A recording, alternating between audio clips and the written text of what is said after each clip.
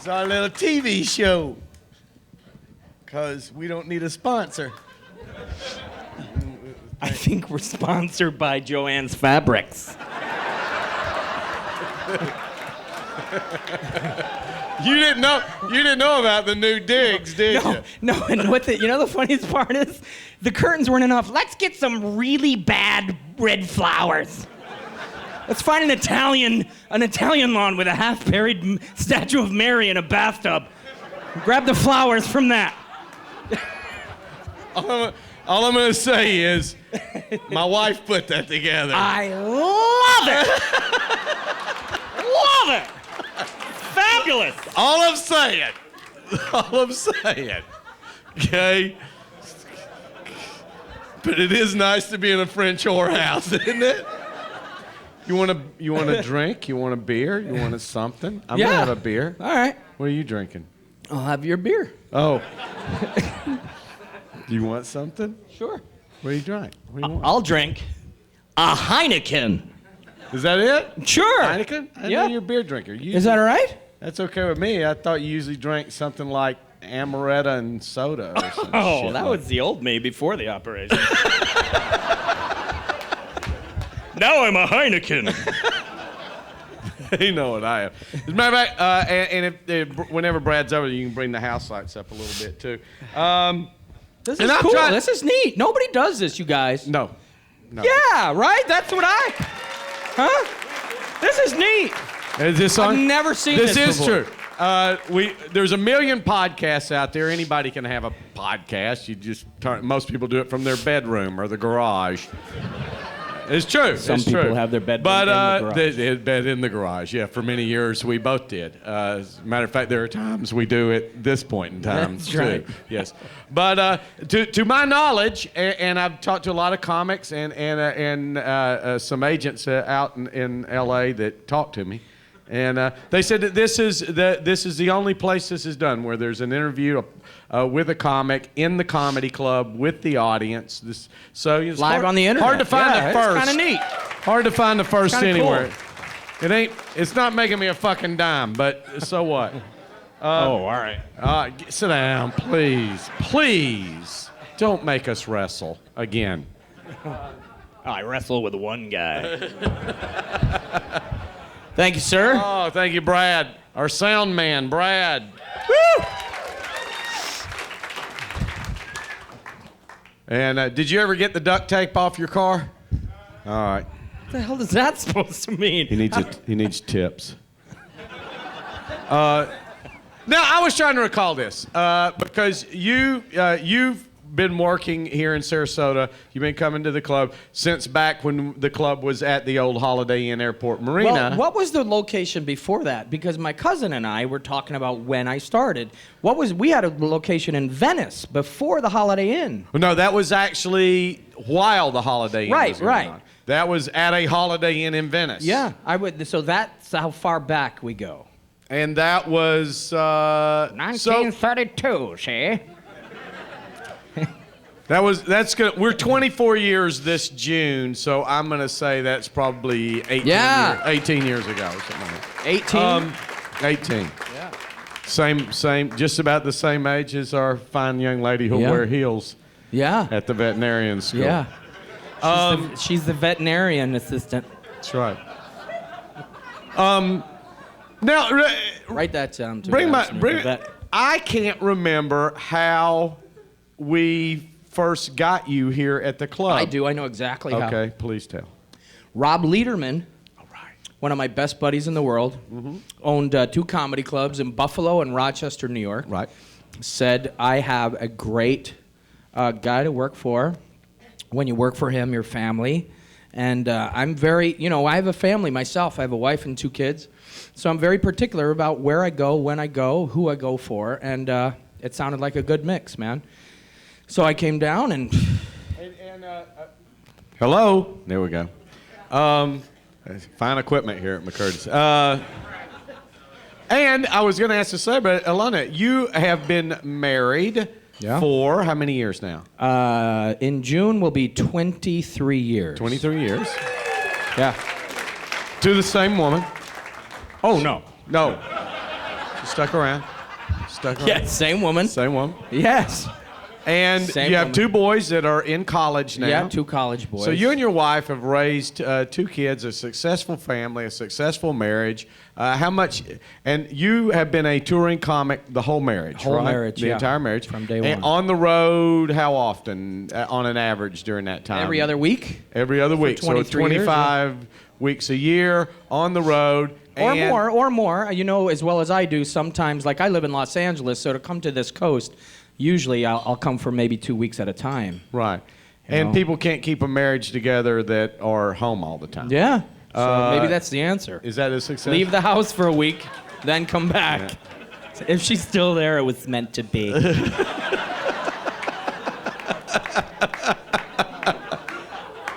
And neither one of your boys are really, well, although one's interested in art, but more graphic art, neither one of them interested in being an entertainer or stand-up comic. But they're both very creative. One's a great writer and photographer, and the other is wonderful on the piano and very creative artistically with drawing and painting. So I don't know what side of the brain that is. Maybe the nurse might know. And you grew up in New York, correct? Yeah, upstate New York for part of my life. I was born in Italy and moved to the States when I was 10. My dad was in the service. That's right. Where in upstate New York? Hey, you know what, pal? Sorry. I'm sorry. We are going to open up the question, but I will. Where? In the capital area. I lived in Syracuse for quite a bit. And then when my dad retired from the service, we moved to the Albany area.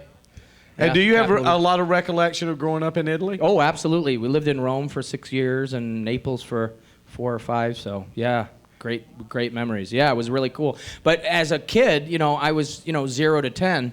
We lived 4 or 5 minutes from the Coliseum. To me, it was just an old dusty football stadium with lots of cats. Seriously, it's the original cat house. And so I didn't know the value of all that stuff. Then when I went to the United States, I'm like, I lived 5 minutes from there. So it was like a whole different experience, And your family, just kind of brief description, mom, dad, brothers, sisters. Yes. Yeah. All of that. I have all those. All of those. Mom, dad, and a sister. And a sister. And out of your family, is there anybody that was an entertainer? Anybody? My grandfather, I've been told, and I've seen several pictures of him being silly and goofy around the family festivities, that kind of thing, reunions and stuff like that. There's a great picture of my grandfather with a dunce cap on, making a silly face. So I think he had, a great sense of humor. I remember the coolest thing was when I first moved to the U.S., because I missed him so much. I remember the coolest thing he did. He used to take out his teeth. And he used to take an acorn, the top of an acorn, and put it in his mouth and make this bird call. That was the coolest friggin' thing. And I used to ask him to do it all the time, and my grandmother was so grossed out. She's like, don't take your teeth out again. You know how to do that. And he used to pop the acorn. And I just sit there for hours. So I guess, it was kind of, maybe he had a disease. I don't know. Maybe that's where I got my disease. Maybe. So, and did you go to college? I did. I'm a criminal justice major. I love that story. Yeah. So, I'm keeping comedy clubs safe and secure. where'd you go to college? I went to college in New York, in the area. And when you got out of college, Yeah. right into entertainment, or did you do other I jobs? started when I was 11, believe it or not. In fact, if you get my CD that was recorded live here at McCurdy's Comedy Club, Yes.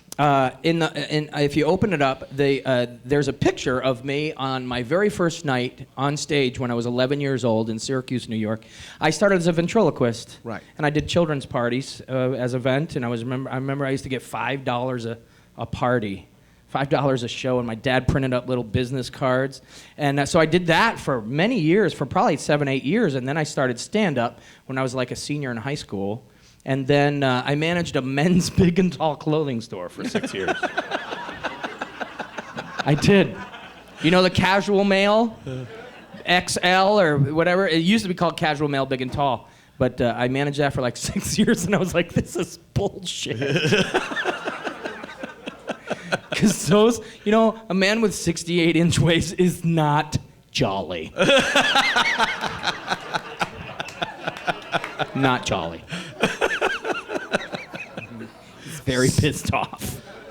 So when and where did you start? Did you first start in stand-up comedy? The upstate New York, back in the 80s, there was you guys remember, there was a club on every corner. Right. So there was a club in Buffalo, Rochester, Syracuse, Poughkeepsie, and I spent a lot of time in Manhattan at the Improv and Catch a Rising Star and Dangerfields and stuff like that. But mostly I stayed on the road in upstate New York. Like Syracuse, Wise Guys was the first full-time week I had at a club called Wise Guys in Syracuse. And you were more a variety act. Oh yeah, always Yes. been. I've been very ostracized in the beginning because I had puppets and props. Back in the 80s, if you used anything, even today, if you use anything more than a mic stand, you're ostracized and made fun of.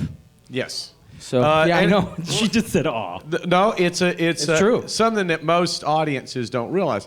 That in stand-up comedy now, as John's saying, is that there is very much a prejudice that if you are not just a strict monologist, Right. if you don't work strictly with words and you're just a words craftsman in getting your humor out, if you use anything else, that you're not a pure stand-up, and that really you're not really a part of the stand-up community. And have you found that because you've been doing this now for 20-something years? Yeah. Have you found that has closed doors for you?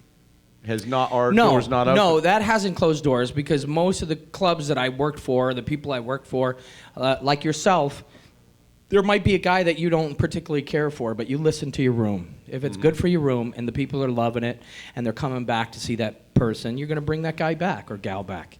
So, no, I don't think it's closed doors as far as work-wise. Well, I was more thinking of national television. Oh, yeah. Oh, absolutely. Absolutely. I think there's a prejudice in that as well. You don't see many variety acts as well. And I started doing the ventriloquism again. I moved to LA about 12 years ago to get off the road, and I do a lot of animation voiceover and stuff. I was in Transformers, and I do a lot of cartoons and video games and stuff.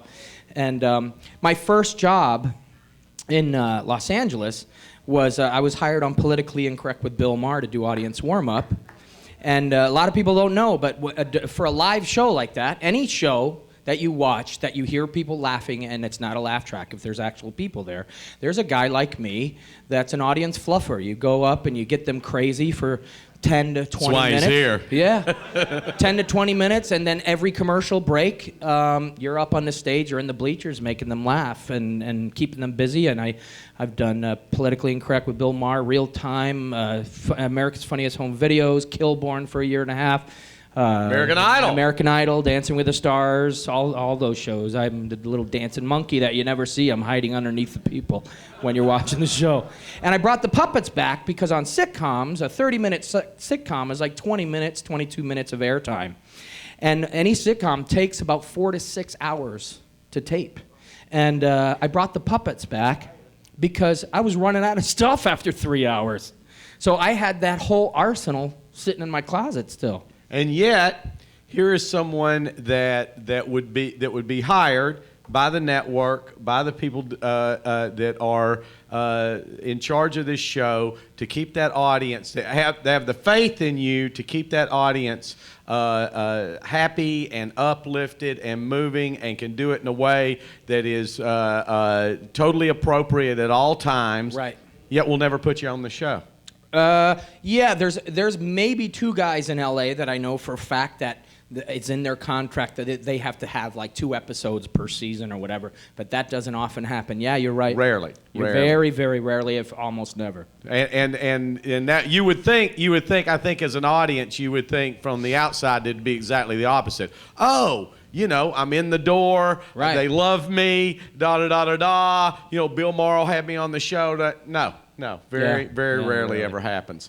It's almost like you're set apart. Yeah. And and American Idol. Now you did that for like. I did it for about 3-4 years. I haven't done it in quite a while because I've been so busy with the ships and. But that you did it voiceover. like in the heyday. Oh, yeah. Really. So And I did it in the Randy Paula Simon years. Right. So Give us an American Idol inside story.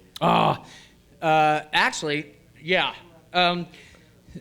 During the commercials, sometimes, most of the time, you're up in the bleachers with the people. And I remember there was one night I was working on a Simon Cowell impression, and I was up in the audience, and I was asking who's your favorite person on because a lot of times they leave the studio for makeup, touch-up, or whatever. And this little girl stood up. Her name was Devin. I'll never forget it. She goes, "I do a Simon Cowell impression." And I said, "Oh, wow, I've been working on one too." She goes, "Oh, 2 years, 2 years." I was like, "No, mine's not that good." She says, "Yeah, 2 years, I'll do mine." I said, "All right." And I was facing the audience. The stage is behind me. And I remember I said, "Simon can't just say, 'You suck.' He just makes these obscure, 'I wouldn't listen to you if I had a cage on my head and somebody put rats in the cage, poured honey on my eyeballs. As the rats were chewing on my eyeballs, the scream that would come out of my mouth would be better than when I just heard.'" And then she goes, "That's great. I'll tell you what I wouldn't do. Slide down a banister made of razor blades, fall into a pool of lemon juice, rolling around in a plate of salt where my ass would be stinging from the burns. The scream that would come out of my mouth would be better than that shit we just heard on the stage." And the audience was reacting 10 times what you guys are. And I'm like, that impression is not great. Is my fly down? Do I have something on my nose? I turn around, Simon's on the stage like this.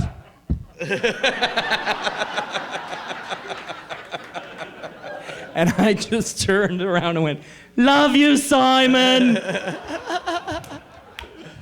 So, you work a lot of cruise ships. Yep. And cruise ships now are becoming what comedy clubs were in the 80s. They are becoming the main work for touring comics, even more than clubs now.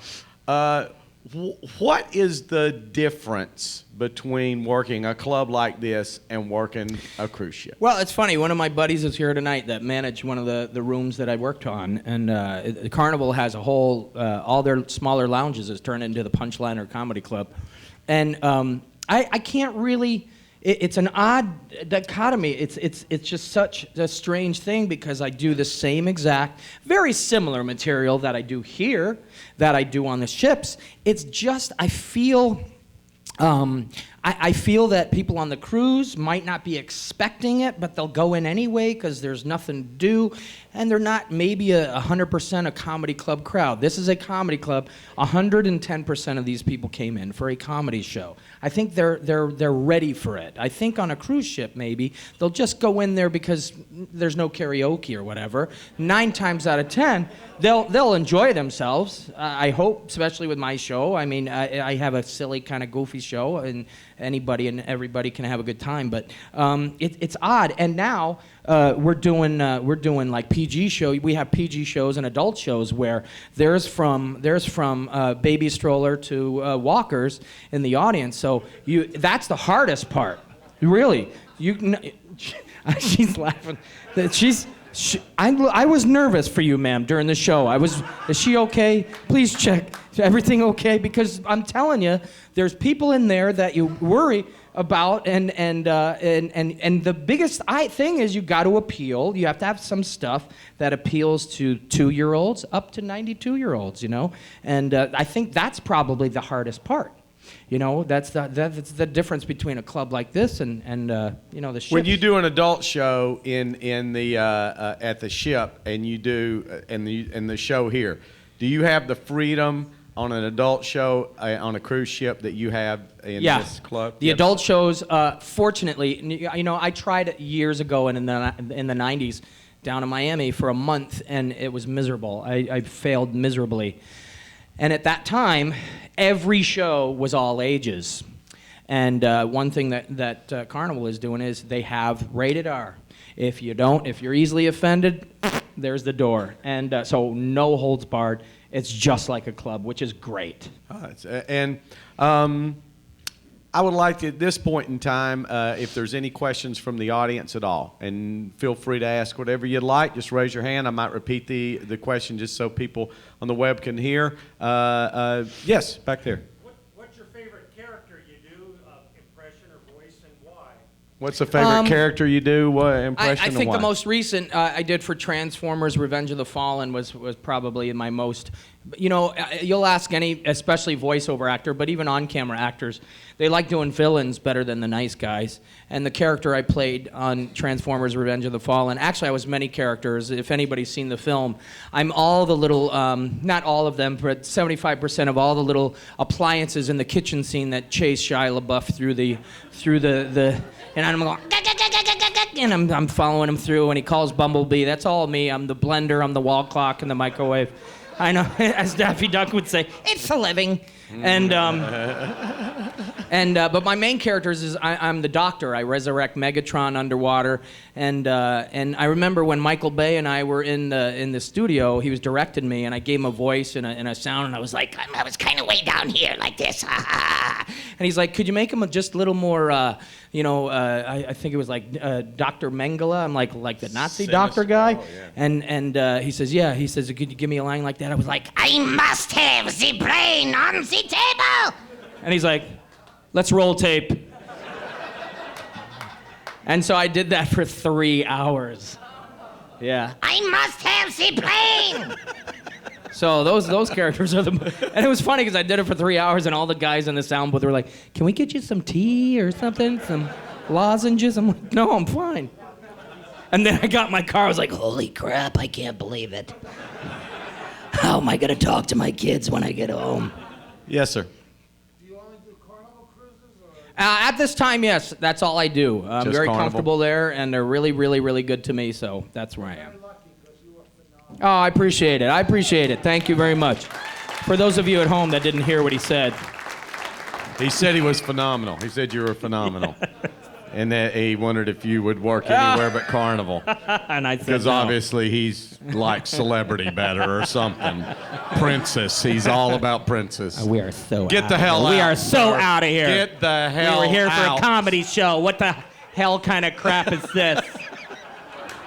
With your stories and your voices. So glad they finally Crazy left. person. He's all sweaty. Sitting up here You have all to look smug. at him up there all sweaty. Smug. We're not even going to pay you bet somebody better check that.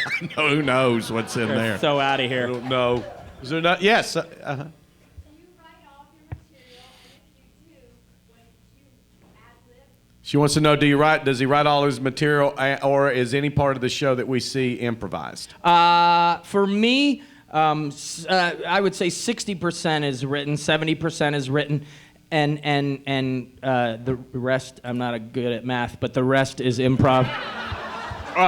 But here's the thing with my show. For instance, this evening, I did something. I told my buddy Matt to write it down. I said, when I did the croc hunter and I was kissing the hamster, I whispered gently to him and saying, I know it's wrong. I know it's wrong. That was totally off my head, and I started crying. I was laughing so hard. That will be in the show tomorrow night. So 90% of the stuff that you see on stage, 90% of it was an improv bit at one time, and now I recreate it. So, yeah. I get you next. What's been your worst heckler experience in the whole?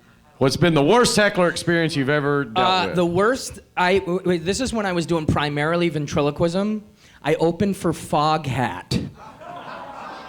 True story. Wow. And Them guys are still dude, alive? it was like the scene in the Blues Brothers where they were behind chicken wire.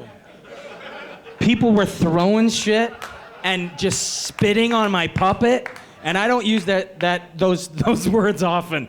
The guy was spitting on my puppet, and they were calling me so many names that I don't want to repeat on the internet right now, and I'm sitting there. What's your favorite subject? It's recess. You know, I'm doing my high school act still at a Foghat concert.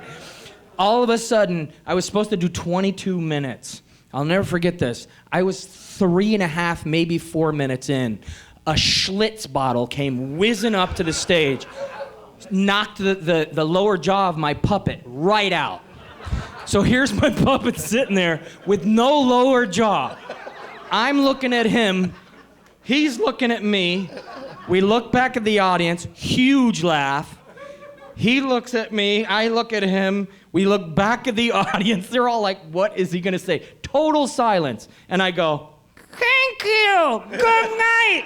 And we walked off stage. It's a true story. Yeah. And that was early in your career. Yeah. That's where you go, yeah, I'm sticking with this. And I stuck it out. This will be after a that. career for me. Yes. Been doing this a long time. Any advice for young people? Up and comers, yeah, it's all about stage time. Like these great guys that got up before, you gotta find a great room like this with great crowds that are open to say, hey, it's just like when you go to McDonald's or you go to JCPenney or you go wherever and somebody's screwing up at the register. It's their first week. They'll get it. It's the same thing. I started in school. We had a forum, and then I was in college, and I was booking comedy acts and coffee house guitar people, and I was like, I'll book myself. So I started booking myself at my own coffee houses, and it's just stage time. It's repetitiveness. It's just getting in front of and just keeping at it. I literally have been doing this for, I guess it would be 37 years. Right. 37 years. And nobody's ever heard of me. And that's the coolest part about this business, is most of these, you guys have never heard of me, and hopefully you'll be back next time I'm here. And most of the funniest people, of the funniest people in the United States, most of the funniest people in the United States, anywhere in the world that do stand-up comedy, you've never heard of. Most. Yeah, that's true. It is a very small percentage that get any chance at having a celebrity status. And we have comedy classes here, and we've been teaching it for 25 years. And I had somebody ask me one time, one of my students, I've had to ask me before, can you make me a professional comedian? And it's like, no. We can show you the foundation, we can give you the structure, we can give you advice along the way and tips, but only you can make you a professional anything, and it's all about perseverance, dedication, hard work, everything, that it takes to be a professional anything. Any other questions? Is there anything else? Yes. When's your next cruise? I leave April 28th. I go up to Alaska. Usually, yeah. Have you been up there? It's great up there. It's beautiful. Yeah.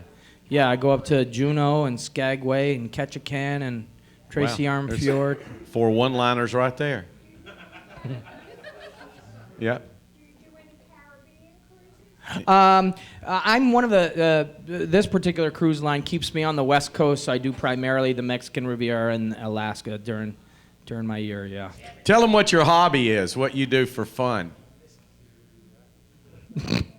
Oh, I surf. Oh, He's yeah, a surfer. Time. Yeah. This guy. I live about 20 is minutes. a surfer. Yeah, I live about 20 minutes of Malibu, right over the mountain from Malibu. I can be in the water on my board in like 30 minutes. And thanks to the cruise, working the cruise line, December, as a boy growing up in upstate New York, my lifelong dream was to surf Waikiki. And thanks to the cruise line, I got to Hawaii. I said at the beginning of last year, which was 2011, I said, I am going to get to Hawaii. And December 18th, I was surfing in Waikiki. Now, when you surf the Pacific, have you ever seen a great white shark? No, never. Never seen a great white. I've seen dolphins and sea lions, but in Malibu and Huntington Beach, but that's nothing. No sharks. You got to go further south near the San Diego area or up north where San Francisco is. Okay, it's good to know. Yeah. Good to Not know. to say that we don't get sharks because there's been sightings, but I don't think great whites. Is that it? One last question for you. Yes, ma'am. When he goes to Alaska, does he see Russia from his stateroom? Because Sarah can't she? Have you seen Sarah Palin from your stateroom by any chance? No, never seen Russia. The only thing I see is Russian dressing at the salad bar. That's about it. My last question is, and I've asked several comics this same question. Is there any personal story or issue that is very exciting to you or just very, very disturbing to you that you'd really love to write a great bit about, to expose it, to tell, that you just haven't yet, that's kind of been in your head? I don't think so. I'm one of these comics that as soon as I think of it, I don't go to like clubs in LA and work it out. Mm-hmm. I'll do it in a room on a paid night in front of a real crowd, and I'll do it right out there because that's when it's either going to get a laugh or it's not going to get a laugh. The only thing that recently has been bugging me just at Easter is my wife's gas. I swear to God. She says, "Excuse me," even if you don't smell it or hear it. That's wrong, right? That's a guy thing. If you don't hear it or smell it, it never happened. The other day, it was right around Easter, and she just, all of a sudden, she goes, "Excuse me." It's like, what? Excuse me? I just let one. Just let one. Actually, she just, and I was like, I didn't smell it or hear it. You don't have to say you're sorry. Because men don't care. No. Women are the funniest part is when they have their knees up in a movie theater and they're laughing real hard. That's when they squeak out. They're like, and then what do they do? Whoa, what was that? And you're like, that was yours. Because men fart anywhere. Public pools. Come here, kids. Daddy found a jacuzzi over here. Funerals. Guys always fart at funerals because they know you won't laugh at them there. Guys are just hanging out. Yes, he was a good guy. We had some good times.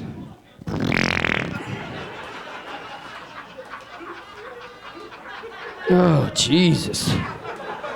Man, if that don't raise the dead, huh, Jimmy? Holy crap. The hell did you eat, a raccoon? What is that? John DiCrosta, ladies and gentlemen. Thanks, everybody. Thank you. Thank you.